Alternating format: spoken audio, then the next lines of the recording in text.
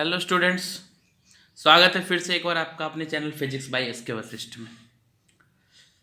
मेरे प्यारे बच्चों, आज हम लोग इलेक्ट्रोस्टैटिक्स के लेक्चर नंबर 3 में आए हैं।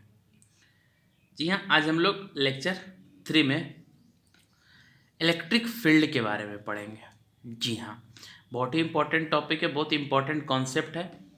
तो नेक्स्ट टॉपिक का नाम है इलेक्ट्रिक फील्ड, है ना। पिछले क्लासेज में मैंने आपको क्या बताया, कूलम्स लॉ के बारे में बताया, कैसे फोर्स निकाला जाता है ये पढ़ा था हमने, चार्जेस के क्वांटाइजेशन के बारे में पढ़ा, चार्जेस के कंजर्वेशन के बारे में पढ़ा। ये सारी चीज़ें हमने पिछले क्लास में पढ़ ली थी। आज हम लोग इलेक्ट्रिक फील्ड स्टार्ट कर रहे हैं बच्चों। अगर आपने अभी तक पिछला लेक्चर्स नहीं देखा है तो वो लिंक मैं डिस्क्रिप्शन में दे दे रहा हूँ, आप वो लेक्चर जाकर देख लें ताकि ये सारी चीज़ें आपको ईजिली समझ में आए, है ना। चलिए आते हैं इलेक्ट्रिक फील्ड।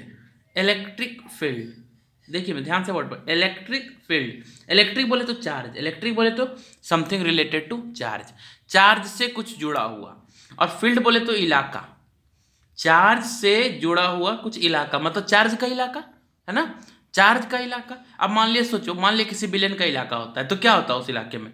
सर उस इलाके में फ्रीली आप मूव नहीं कर सकते, अगर जाओगे तो खतरा मंडराता रहता है। उसी हिसाब से अगर कोई चार्ज का इलाका है तो उस इलाके में क्या चांसेज है?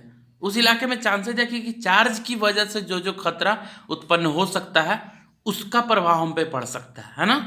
तो कैसा खतरा? चार्ज कर क्या सकता है सर? या तो अट्रैक्शन या तो रिपल्सन। तो वो जो इफेक्ट है वो कैसा इफेक्ट है? Electrostatic effect. मतलब कि अगर कोई चार्ज हो तो इसके चारों तरफ एक इलाका होता है और उस इलाके में इसका इफेक्ट हमको देखने को मिलेगा। कैसा इफेक्ट? तो इलेक्ट्रोस्टैटिक इफेक्ट, इलेक्ट्रोस्टैटिक इन्फ्लुएंस, है ना।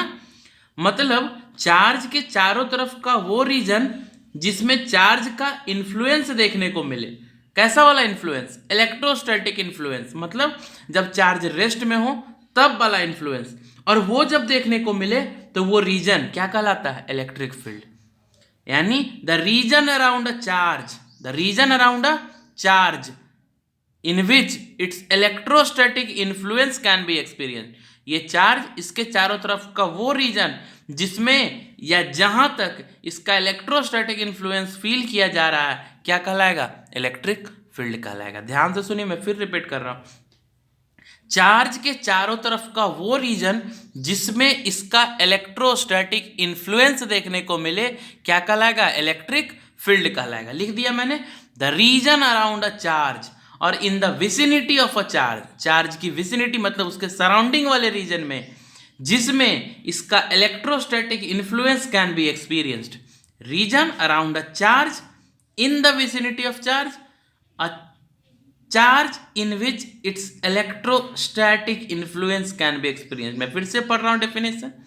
The region around a charge और in the vicinity of a charge in which its electrostatic influence can be experienced. Charge की विसिनिटी में, चार्ज के सराउंडिंग वाले रीजन में वो लिमिटेड एक्सटेंट जहां तक उसका इलेक्ट्रोस्टैटिक इन्फ्लुएंस, किसका? चार्ज का, एक्सपीरियंस किया जा सके, फील किया जा सके, उसको क्या बोलते हैं? Electric field. This is how we can define electric field, है ना। Is that clear? अब बारी आती है कि सर चार्ज तो दो टाइप का, पॉजिटिव और negative. Charge is of two types, positive and negative. तो जो पॉजिटिव चार्ज का इलेक्ट्रिक फील्ड होता है वो रेडियली आउटवर्ड होता है, मतलब रेडियस के रूप में। इसको सेंटर माना तो रेडियस ऐसे निकलेगा, तो रेडियली आउटवर्ड होता है, बाहर की ओर। और जो नेगेटिव चार्ज की इलेक्ट्रिक फील्ड होती है वो रेडियली इनवर्ड होती है ना। ये जब हम लोग इलेक्ट्रिक लाइन्स ऑफ फोर्स पढ़ेंगे तब और मैं डिटेल में इसके बारे में बताऊंगा। आप अभी जानिए क्या, कि अगर पॉजिटिव चार्ज के इलेक्ट्रिक फील्ड की बात की जाए तो वो रेडियली आउटवर्ड होगा, और नेगेटिव चार्ज के इलेक्ट्रिक फील्ड की बात की जाए तो वो रेडियली इनवर्ड होगा। Is that clear? तो लिख दिया मैंने कि फील्ड क्या होता है, सबसे पहले वो डेफिनेशन लिख दिया, और पॉजिटिव चार्ज के इलेक्ट्रिक फील्ड के बारे में लिख दिया कि field of positive charge is radially outward, देख लो। Field of negative charge is radially inward, देख लो, है ना। एक और चीज मैं आपको बता दूं कि अगर इलेक्ट्रिक फील्ड को, है ना, अगर इलेक्ट्रिक फील्ड को आप फिजिकल क्वांटिटी के रूप में यूज करते हैं, मतलब सर जैसे देखिए, मान लिया हम क्या बोल रहे हैं आपको, हमने आपको ये बताया कि इलेक्ट्रिक फील्ड रीजन होता है। क्या होता है? रीजन मतलब क्षेत्र होता है ना, इसके चारों तरफ का। किसके चारों? चार्ज के चारों तरफ का। तो उस रीजन को आप कैसे मेजर करेंगे, है ना? तो उस रीजन को तो आप मेजर नहीं कर सकते, कहाँ कहाँ है, किस लिमिटेड एक्सटेंट तक है। तो इसको जब हम लोग फिजिकल क्वांटिटी के रूप में यूज करें, किसको? इलेक्ट्रिक फील्ड को। इसको जब हम लोग फिजिकल क्वांटिटी के रूप में यूज करते हैं तो वही इलेक्ट्रिक फील्ड क्या कहलाने लगता है? Electric field intensity. Electric field intensity, जिसके बारे में भी हम लोग पढ़ेंगे। मतलब electric field is region, electric field is the region around a charge, है ना। But when it is measured और व्हेन इट इज ट्रीटेड, जब इसको ट्रीट किया जाए as a physical quantity, physical quantity के रूप में, तब ये क्या बन जाता है? Electric field intensity. मतलब कोई अगर पूछ रहा है कि इलेक्ट्रिक फील्ड की वैल्यू कितनी है, इलेक्ट्रिक फील्ड कितना है, मतलब वो क्या पूछ रहा है आपसे? इलेक्ट्रिक फील्ड इंटेंसिटी पूछ रहा है ना। क्या होता है मैं आपको बताऊंगा। ये इलेक्ट्रिक फील्ड इंटेंसिटी पूछा जा रहा है ना। मतलब to measure the electric field means to measure the electric field intensity, because electric field is the region. इसको आप फिजिकल क्वांटिटी के रूप में यूज करोगे तो वो इलेक्ट्रिक फील्ड इंटेंसिटी कहलाएगा, है ना। चलिए, इलेक्ट्रिक फील्ड से रिगार्डिंग कुछ और चीजें पता करते हैं, कुछ और चीजें जानने की कोशिश करते हैं। फिलहाल तो आपने ये जाना कि इलेक्ट्रिक फील्ड होता क्या है। तो सर, चार्ज के चारों तरफ का रीजन जिसमें हम लोग इलेक्ट्रोस्टैटिक इन्फ्लुएंस को फील कर सकें। पॉजिटिव चार्ज की इलेक्ट्रिक फील्ड रेडियली आउटवर्ड और नेगेटिव चार्ज की इलेक्ट्रिक फील्ड रेडियली इनवर्ड, है ना। ये चीजें पता हो गई। अब कुछ और जानते हैं फील्ड के बारे में। Now some facts regarding electric field. Electric field के रिगार्डिंग कुछ फैक्ट। इलेक्ट्रिक फील्ड जब वेक्टर फॉर्म में, सॉरी फिजिकल क्वांटिटी के रूप में, तो कैसी क्वांटिटी होगी वो? Vector quantity. मतलब इलेक्ट्रिक फील्ड अगर क्वांटिटी के रूप में ले रहे हो तो वो कैसी क्वांटिटी मानी जाएगी? वेक्टर। सर डायरेक्शन है, देखा नहीं आपने? रेडियली आउटवर्ड, रेडियली इनवर्ड, है ना। उस हिसाब से हम लोग को डायरेक्शन पता लगेगा और इस हिसाब से हम कह रहे हैं कि इलेक्ट्रिक फील्ड जब आप क्वांटिटी के रूप में यूज कर रहे हो तो वो कैसी क्वांटिटी होगी? Vector quantity. कैसी क्वांटिटी? Vector quantity. दूसरा fact, the field of positive charge is radially outward and that of negative charge is radially inward. मैंने बता दिया, सेकंड फैक्ट में भी लिख दिया, है ना। अगला थर्ड, करा the charge producing electric field is known as the source charge and the charge used to test the presence of electric field is known as test charge. जैसे मान लिया कोई चार्ज है ना, हम कहा कि मान लिया सर यहाँ पे एक चार्ज है, इसके चारों तरफ क्या है? इलेक्ट्रिक फील्ड है। तो होगा ही, क्यों? क्योंकि बोलो ना कि इसकी एबिलिटी है कि अगर इसके चारों तरफ कोई चार्ज को लेके जाओ तो या तो उसको अट्रैक्ट कर लेगा या तो रिपेल कर देगा। मतलब इसकी एबिलिटी को फील करने के लिए किसका होना जरूरी है? चार्ज का होना जरूरी है। तो सबसे पहले इस पे आते हैं। इलेक्ट्रिक फील्ड किसने प्रोड्यूस करा? इस चार्ज ने। इलेक्ट्रिक फील्ड किसने क्रिएट करा? इस चार्ज ने। तो जो इलेक्ट्रिक फील्ड प्रोड्यूस करने वाला चार्ज होता है उसको क्या बोलते हैं? Source charge. और इसको डिनोट करते हैं कैपिटल क्यू, बड़ा वाला क्यू से, है ना, बड़का क्यू, कैपिटल क्यू, है ना। और मान लिया मैं आपको बोलूं कि इस रीजन में मत जाना, यहाँ इलेक्ट्रिक फील्ड है, इस रीजन में मत जाना, यहाँ इलेक्ट्रिक फील्ड है, ठीक है ना। मतलब आप चार्ज हो तभी तो आपको धमकी दी जा रही है कि इधर मत जाना। अब समझते हैं इसको दूसरे रूप में। देखिए, मान लिया इस रीजन में इलेक्ट्रिक फील्ड है, तो आप कैसे पता करेंगे? तो सर एक चार्ज को छोड़ेंगे, है ना, एक चार्ज को इस रीजन में छोड़ेंगे। अगर उस चार्ज पे कोई फोर्स फील हुआ, मतलब कोई पुश या पुल, अट्रैक्शन या रिपल्सन वाला चीज हमको देखने को मिला, तो हम समझ जाएंगे कि कोई इलेक्ट्रिक फील्ड यहाँ मौजूद है ना। मतलब इलेक्ट्रिक फील्ड के, ध्यान से सुनिएगा, इलेक्ट्रिक फील्ड के प्रेजेंस को चेक करने के लिए आपने किसका यूज करा? चार्ज का, है ना। इलेक्ट्रिक फील्ड प्रोड्यूस किसने करा? चार्ज ने। दोनों काम चार्ज ही कर रहा है। इलेक्ट्रिक फील्ड प्रोड्यूस चार्ज ने किया, इलेक्ट्रिक फील्ड का प्रेजेंस जांचने के लिए चार्ज का यूज किया गया। तो जिस चार्ज ने इलेक्ट्रिक फील्ड को प्रोड्यूस करा, सोर्स चार्ज। जिस चार्ज ने इलेक्ट्रिक फील्ड के प्रेजेंस को जांचा, test charge. Means the charge produces the electric field, source charge. The charge used to test the presence of electric field is known as test charge and it is denoted by small q, छोटा वाला q, है ना। Relation क्या होना चाहिए source charge और test charge के बीच? कि सोर्स चार्ज की मैग्नीट्यूड टेस्ट चार्ज से काफी ज्यादा होनी चाहिए, है ना। समझ रहे बात को, means capital Q is much much greater than small q. Is that clear? तो लिख दिया मैंने कि the magnitude of the source charge is much much greater than the test charge. Is that clear? अब मान लिया इससे भी बहुत बड़ा कोई चार्ज ले आओ, है ना, बहुत बड़ा, तो फिर ये सोर्स चार्ज, ये टेस्ट चार्ज।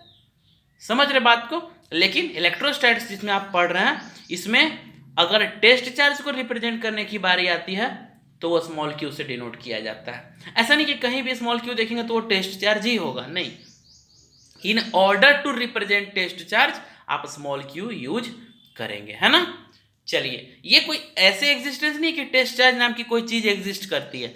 टेस्ट चार्ज का एग्जिस्टेंस कब आएगा? जब सोर्स चार्ज मौजूद होगा तब। और सोर्स चार्ज किसको मानेंगे? जब इस चार्ज से इसकी वैल्यू बहुत ज्यादा होगी। इससे भी बड़ा कोई आ गया तो ये टेस्ट बन जाएगा, उससे भी बड़ा कोई आ गया तो वो टेस्ट बन जाएगा, है ना। ये ऐसा नहीं कि कोई इंडिविजुअल एग्जिस्टेंस होता है टेस्ट चार्ज का, नहीं। रिलेशन सिर्फ ऐसा है कि अगर किसी चार्ज की मैग्नीट्यूड किसी दूसरे चार्ज से बहुत छोटी हो तो वो चार्ज टेस्ट बन जाएगा, है ना। Is that clear? क्योंकि आप उसको यूज कर सकते हैं बड़े वाले चार्ज के इलेक्ट्रिक फील्ड को चेक करने के लिए। तो this is the concept of test charge and source charge, है ना। आगे बढ़ते हैं। अगला क्या करा है कि the source charge is always unaffected bye its own electric field. कहने का मतलब, जैसे मान लिया आप कहीं के भाई हैं, भाई मतलब समझते हैं ना, डॉन, यस, है ना। आप कहीं के भाई हो, तो जैसे मान लिया ये आपका इलाका है ना, ये चारों तरफ आपका इलाका, इसमें कोई गुजरेगा तो शूटेड साइड का ऑर्डर है, कोई गुजरेगा तो शूटेड साइड का ऑर्डर है। तो मान लिया इससे अगर कोई बंदा गुजर रहा है तो उसको तो गोली लग सकती है, लेकिन अगर आप ही उस रीजन में घूमना शुरू कर दें तो क्या गोली आपको भी लगेगी क्या? अरे नहीं सर, आपको क्यों लगेगा? क्यों? क्योंकि आप ही का इलाका है। उसी हिसाब से मान लिया कोई सोर्स चार्ज था तो इसके चारों तरफ इलेक्ट्रिक फील्ड है, तो इस सोर्स चार्ज की इलेक्ट्रिक फील्ड खुद उस चार्ज पे कोई प्रभाव नहीं डालती है। मतलब the source charge always unaffected from its own electric field, मतलब कोई भी चार्ज अपनी खुद की इलेक्ट्रिक फील्ड से प्रभावित नहीं होगा। सिंपल। हालांकि इलेक्ट्रिक फील्ड चार्ज पे फोर्स लगाएगा, लेकिन अगर वो आप ही का इलेक्ट्रिक फील्ड है तो आप पे भी लगना चाहिए, तो नहीं, वो इलेक्ट्रिक फील्ड आपका कुछ नहीं बिगाड़ सकता। इसलिए मैंने लिख दिया कि source charge is always unaffected bye its own electric field. Source charge अपनी खुद की इलेक्ट्रिक फील्ड से प्रभावित नहीं होता है। चलिए आगे क्या करा कि the strength of the electric field decreases as we move away from the charge and increases as we move towards the charge. Simple है, देखिए ये तो सिंपल अंडरस्टूड है ना। सिंपल देखिए कि मान लिया कोई चार्ज है तो इसके नज़दीक में तो इलेक्ट्रिक फील्ड ज़्यादा होगा, जैसे जैसे दूर जाएंगे फील्ड का स्ट्रेंथ क्या होगा? घटेगा। एक समय आएगा कि हो सकता है वैनिश हो जाए, खत्म होकर जीरो पे पहुंच जाए, है ना। तो समझिए वहीं तक उसकी इलेक्ट्रिक फील्ड थी। तो यही कह दिया कि चार्ज के पास जाएंगे तो इलेक्ट्रिक फील्ड की वैल्यू बढ़ेगी, चार्ज से दूर जाएंगे तो इलेक्ट्रिक फील्ड की वैल्यू घटेगी, है ना। मतलब चार्ज से जब दूर होगा तो इलेक्ट्रिक फील्ड कमजोर होगा और चार्ज के जितना पास होगा इलेक्ट्रिक फील्ड उतना ही खास होगा। समझ रहे बात को? ध्यान से सुनिएगा। As we move away from the charge field decreases, as we move towards the charge field increases, है ना। समझ में आ रही बात? इसको कैसे याद किए? स्टाइल से देखो ध्यान से कि चार्ज से दूर होगा तो इलेक्ट्रिक फील्ड कमजोर होगा और चार्ज के पास होगा तो फील्ड उतना ही खास होगा, है ना। समझ में आ रही बात? चलिए बढ़ते हैं आगे। इलेक्ट्रिक फील्ड इंटेंसिटी, मैंने कहा था आपको कि जब इसको फिजिकल क्वांटिटी के रूप में हम लोग जानेंगे तो हम लोग इलेक्ट्रिक फील्ड इंटेंसिटी पढ़ेंगे। ये होता क्या है बेसिकली?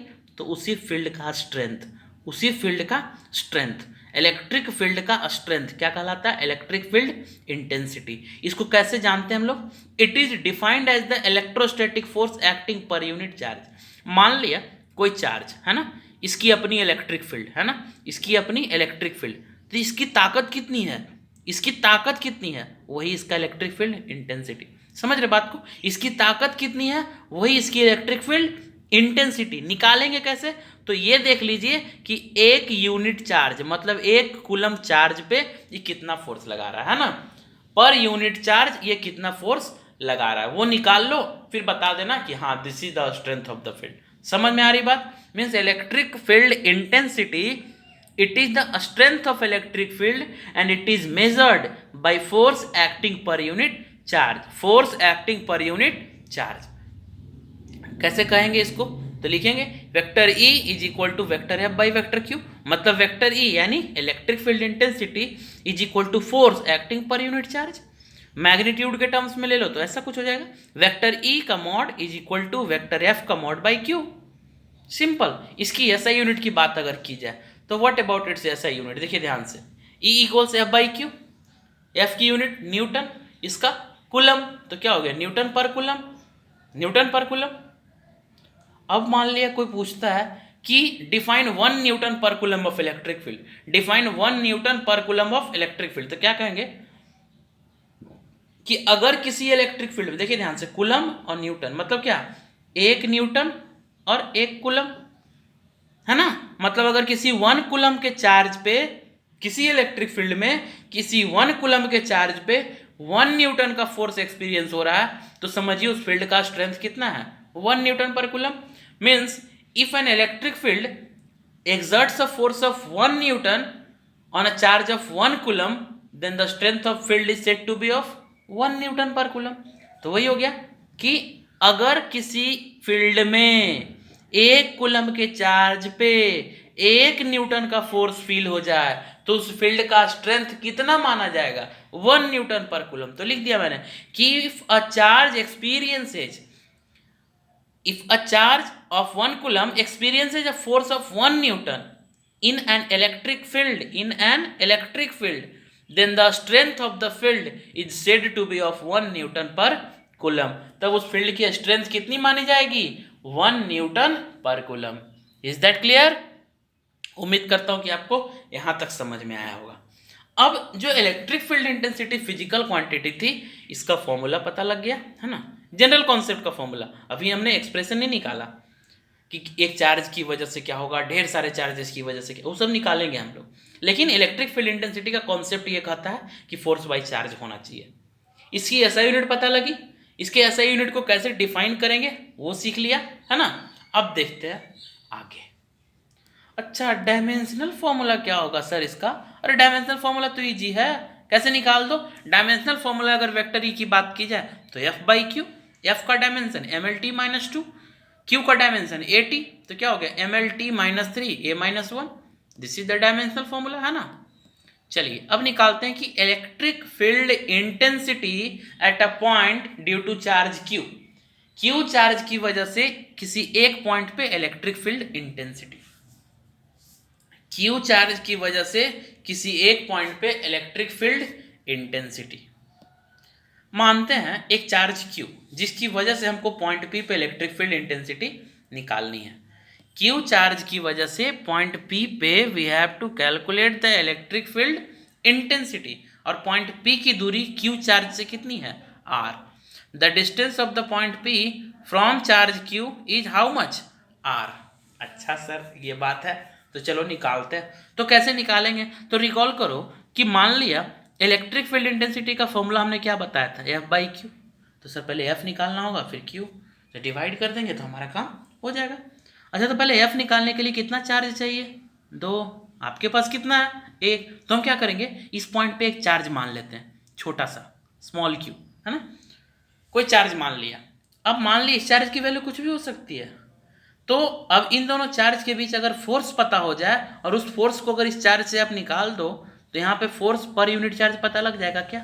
ध्यान से देखिए, अगर यहाँ पे एक चार्ज एज्यूम कर लें, फिर इन दोनों चार्ज के बीच फोर्स निकाल दें और उस फोर्स को पर यूनिट चार्ज निकाल दें, तो क्या यहाँ पे फोर्स पर यूनिट चार्ज मिल जाएगा। अरे वही तो फील्ड है ना, वही तो हमारी इलेक्ट्रिक फील्ड है। तो जो कुछ भी कहानी मैंने आपको बताई उसको लैंग्वेज के रूप में मैंने लिख दिया है, देखिए ध्यान से। Let us consider a charge q due to which we have to find the field at point P which is at a distance r from it। इससे r डिस्टेंस पे है।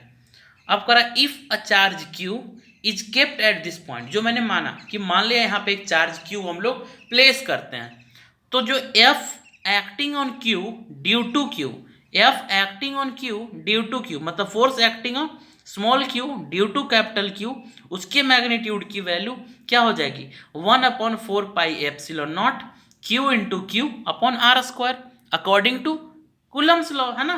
कूलम्स लॉ के अकॉर्डिंग फोर्स ये हो गया। अब इसी force को हम लोग किससे डिवाइड कर देंगे, इस चार्ज से डिवाइड कर देंगे, अपना काम हो जाएगा। चलिए देखते हैं डिवाइड करके। हाँ, अगर उस पर को वेक्टर फॉर्म में उस फोर्स को लिखें तो देखिए तो क्या होगा, एफ क्यू क्यू मतलब force acting on a small Q due to capital Q in vector notation is equal to 1/4πε0 Q1 Q2 by mod of vector R का Q इंटू वेक्टर आर। याद कीजिए कूलम्स लॉ का vector form बता चुका हूं मैं आपको, repeat नहीं करूंगा। This should be the vector form, आपको समझ में आना चाहिए। ये जो क्यू क्यू लिखा मैंने, ये क्यू और कैपिटल क्यू को ज्वाइन करने वाला पोजीशन वेक्टर है, मतलब position vector of small q with respect to capital Q, है ना। अगर हम लोग ऐसा लिखते क्यू क्यू मतलब position vector of capital Q with respect to small q, है ना। चलिए मान लिया ये वेक्टर फॉर्म हो गया। अब according to the concept of electric field आप वेक्टर ई को वेक्टर एफ बाई क्यू लिख सकते हैं, बिल्कुल, या फिर मॉड ऑफ वेक्टर ई को mod of vector F by mod of vector F by Q लिख सकते हैं डायरेक्ट। अब देखिए ध्यान से, अगर आप इस पे प्लेस करें तो चीज़ों को पुट किया, जो इसकी वैल्यू थी वो पुट किया, क्यू से क्यू कैंसिल हो जाएगा। इस फॉर्म में भी लिखो तो क्यू से क्यू कैंसिल हो जाएगा, और कैंसिल होके वेक्टर ई का एक्सप्रेशन कुछ ऐसा मिलेगा आपको। क्या मिल रहा है 1/4πε0 Q by R position vector of Q with respect to Q, that is R Q Q vector का होल क्यूब और R position vector of Q with respect to Q, इस फॉर्म में मिलेगा जो कि वेक्टर फॉर्म होगा। और vector E के मॉड की बात अगर की जाए तो this will be equal to 1/4πε0 Q by position vector के मॉड का होल स्क्वायर, पोजीशन वेक्टर के मॉड का होल स्क्वायर। ये तो हुआ क्यू और स्मॉल क्यू के केस में। एक जनरल केस अगर लेंगे तब क्या होगा, है ना। अगर जनरल केस, ये वेक्टर फॉर्म आई थिंक ये समझ में आया, कुछ नहीं किया हमने, पहले फोर्स की वैल्यू निकाल ली और फिर जो इलेक्ट्रिक फील्ड का फॉर्मूला था उस पर पुट कर दिया, F by Q, small Q से स्मॉल क्यू कैंसिल, है ना। तो अगर जनरल में लिखें तो हम लोग कुछ एक्सप्रेशन ऐसा लिखेंगे, electric field is equal to 1/4πε0 Q by mod of vector R का स्क्वायर, है ना, into R cap unit vector along vector R, है ना। और इलेक्ट्रिक फील्ड ऐसे भी लिख सकते हैं 1/4πε0 Q by R cube into vector R, है ना। मॉड लिखें तो 1/4πε0 क्यू बाई आर स्क्वायर, जहाँ पे क्यूब क्या है, क्यू क्या है सोर्स चार्ज, आर क्या है distance of that point from the charge Q, vector E क्या है इलेक्ट्रिक फील्ड, और वेक्टर आर क्या है position vector of that point, जिस पॉइंट पे आपको फील्ड निकालनी हो उसका पोजीशन वेक्टर है ना। वेक्टर ई की वैल्यू पता चल गई आपको। आप तीनों में से कोई भी फॉर्मूला लिख सकते हैं। हाँ, यूज कब करेंगे, जब वेक्टर फॉर्म हो तो वेक्टर वाला कॉन्सेप्ट लेके चलेंगे, सिर्फ मैग्नीट्यूड निकालना हो तो मैग्नीट्यूड के हिसाब से चलेंगे। तो आप दोनों फॉर्म में सीख लिया आपने, मैग्नीट्यूड भी और वेक्टर फॉर्म भी, है ना। तो this is the formula for electric field intensity due to a charge at a point at distance R from it, है ना। मतलब किसी एक चार्ज से आर डिस्टेंस पे कोई पॉइंट है तो उस पॉइंट पे इलेक्ट्रिक फील्ड का स्ट्रेंथ क्या होगा, ये हमको इस फॉर्मूले से या इस फॉर्मूले से मिल जाएगा। हाँ, इसकी एसआई यूनिट न्यूटन पर कूलम बता चुका हूँ, है ना। चलिए आगे बढ़ते हैं। अब हम लोग जानेंगे डिस्ट्रीब्यूशन ऑफ चार्जेस के बारे में, है ना। डिस्ट्रीब्यूशन ऑफ चार्जेस के बारे में, तो जैसा आप जानते हैं कि किसी भी बॉडी पे चार्ज डिपॉजिट होता है ना। तो अगर वो डिपोजिशन किसी भी बॉडी पे उसके लेंथ के अलोंग हो, उसकी एरिया के अलोंग हो और उस पूरे वॉल्यूम में हो जाए तो उस हिसाब से हम लोग को अलग अलग डिस्ट्रीब्यूशन होती है ना।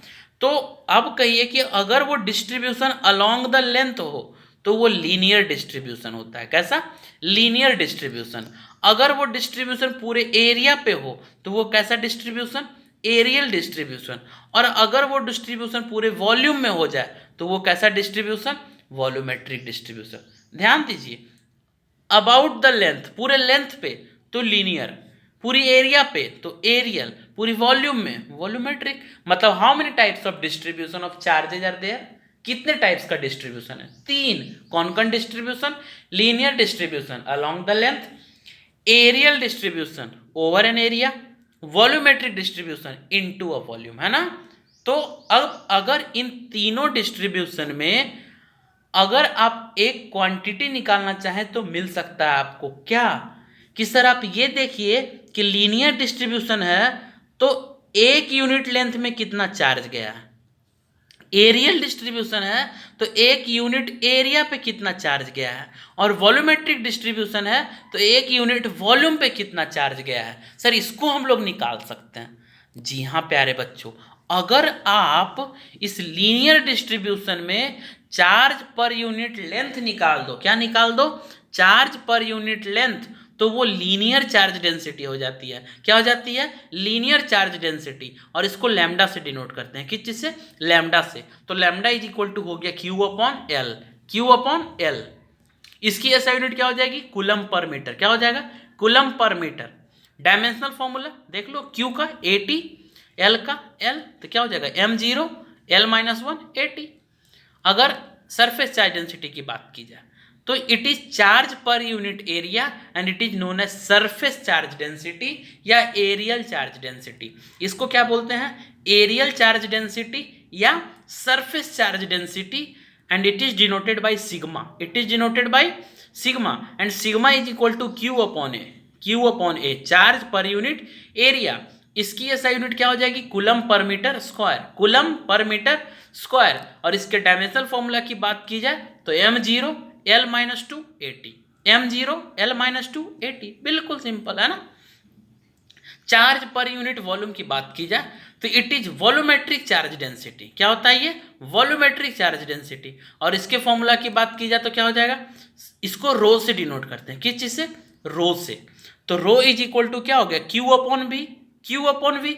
इसकी ऐसा unit coulomb per metre cube, और dimensional formula m0 l-3 80। Simple है ना।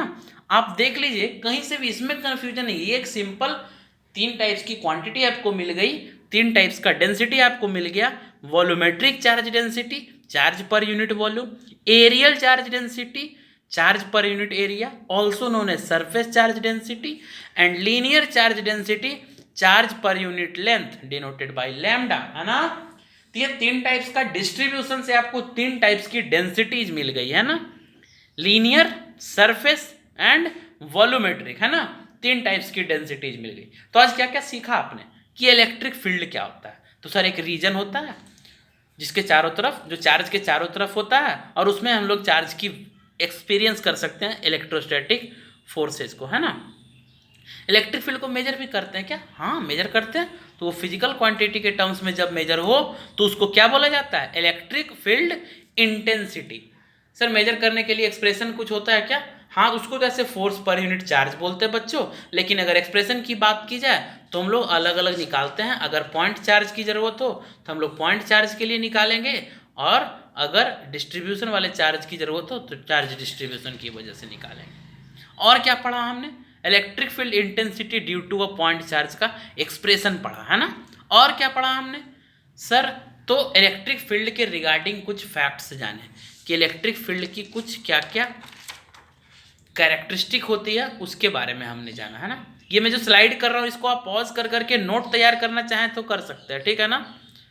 समझ में आ रही बात? या तो फिर जब आप वीडियो देख रहे थे तो उस टाइम भी आप उसको पॉज करके उसका नोट तैयार कर सकते हैं। तो आई थिंक जहाँ तक मैंने आज बताया आपको वो कहानी आपको समझ में आई होगी। अभी मैंने इलेक्ट्रोस्टैट में कोई न्यूमेरिकल्स नहीं करवाया है। अगले लेक्चर में हम लोग इलेक्ट्रिक फील्ड की कहानी को आगे बढ़ाएंगे।